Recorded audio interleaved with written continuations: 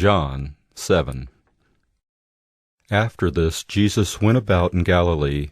He would not go about in Judea because the Jews were seeking to kill him. Now the Jews' feast of booths was at hand. So his brothers said to him, "Leave here and go to Judea, that your disciples also may see the works you are doing. For no one works in secret if he seeks to be known openly. If you do these things, show yourself to the world." For not even his brothers believed in him. Jesus said to them, "My time is not yet come, but your time is always here. The world cannot hate you, but it hates me, because I testify about it, that its works are evil. You go up to the feast. I am not going up to this feast, for my time has not yet fully come." After saying this, he remained in Galilee. But after his brothers had gone up to the feast, then he also went up, not publicly, but in private.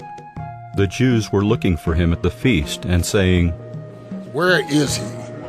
And there was much muttering about him among the people, while some said, "He is a good man." Others said, "No, he is leading the people astray." Yet for fear of the Jews no one spoke openly of him. About the middle of the feast Jesus went up into the temple and began teaching. The Jews therefore marveled, saying, "How is it that this man has learning when he has never studied?" So Jesus answered them, My teaching is not mine, but his who sent me. If anyone's will is to do God's will, he will know whether the teaching is from God or whether I am speaking on my own authority. The one who speaks on his own authority seeks his own glory, but the one who seeks the glory of him who sent him is true, and in him there is no falsehood. Has not Moses given you the law? Yet none of you keeps the law. Why do you seek to kill me?" The crowd answered, "You have a demon. Who is seeking to kill you?" Jesus answered them, I did one work, and you all marvel at it. Moses gave you circumcision, not that it is from Moses, but from the fathers. And you circumcise a man on the Sabbath. If on the Sabbath a man receives circumcision, so that the law of Moses may not be broken, are you angry with me because on the Sabbath I made a man's whole body well? Do not judge by appearances, but judge with right judgment. Some of the people of Jerusalem therefore said, Is not this the man whom they seek to kill? And here he is, speaking openly, and they say nothing to him. Can it be that the authorities really know that this is the Christ? But we know where this man comes from, and when the Christ appears, no one will know where he comes from. So Jesus proclaimed as he taught in the temple, You know me, and you know where I come from? But I have not come of my own accord. He who sent me is true, and him you do not know. I know him, for I come from him, and he sent me. So they were seeking to arrest him, but no one laid a hand on him because his hour had not yet come. Yet many of the people believed in him. They said, When the Christ appears, will he do more signs than this man has done? The Pharisees heard the crowd muttering these things about him, and the chief priests and Pharisees sent officers to arrest him.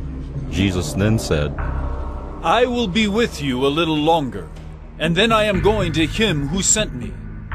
You will seek me, and you will not find me. Where I am, you cannot come. The Jews said to one another, Where does this man intend to go that we will not find him?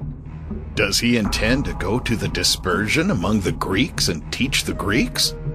What does he mean by saying, You will seek me and you will not find me, and where I am you cannot come? On the last day of the feast, the great day, Jesus stood up and cried out, If anyone thirsts, let him come to me and drink. Whoever believes in me, as the scripture has said, out of his heart will flow rivers of living water. Now this he said about the Spirit, whom those who believed in him were to receive, for as yet the Spirit had not been given, because Jesus was not yet glorified. When they heard these words, some of the people said, This really is the prophet. Others said, This is the Christ. But some said, Is the Christ to come from Galilee? Has not the Scripture said that the Christ comes from the offspring of David and comes from Bethlehem, the village where David was?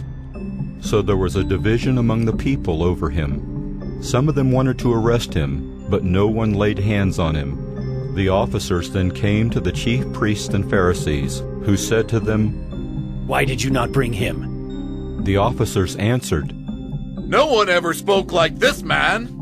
The Pharisees answered them, "Have you also been deceived? Have any of the authorities or the Pharisees believed in him? But this crowd that does not know the law is accursed." Nicodemus, who had gone to him before, and who was one of them, said to them, "Does our law judge a man without first giving him a hearing and learning what he does?" They replied, "Are you from Galilee too? Search and see that no prophet arises from Galilee."